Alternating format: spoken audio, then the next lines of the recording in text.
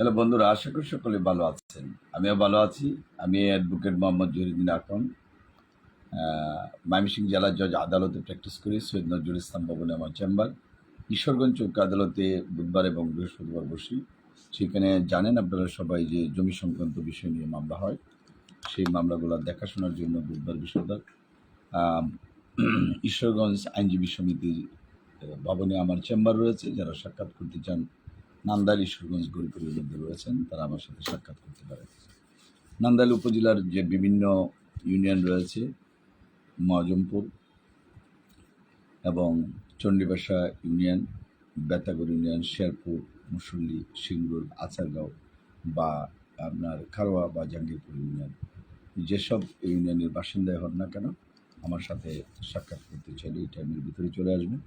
এছাড়া যারা ঈশ্বরগঞ্জের মধ্যে রয়েছেন, সোহাগী, সরিষা, আঠারোবাড়ি, জাটিয়া, তারপরে মাইজবাগ, মগডোলা, বাজিতপুর, উষাকেলা, তারন্দি এবং বড়হিত, এবং গরিপুরের মধ্যে ময়লাকান্দি, গরিপুর, চিন্তপুর, মাওয়া, সানহাটি, উপায়নগর, রামগোপালপুর এবং দৌয়াকলা ও বাঙালি অথবা জাল দলিল তৈরি করেছে আপনার বিরুদ্ধে, সেসব বিষয় নিয়ে যারা পরামর্শ করতে চান আপনারা সরাসরি আমার সাথে যোগাযোগ করতে পারেন। ভিডিওটা খুব বেশি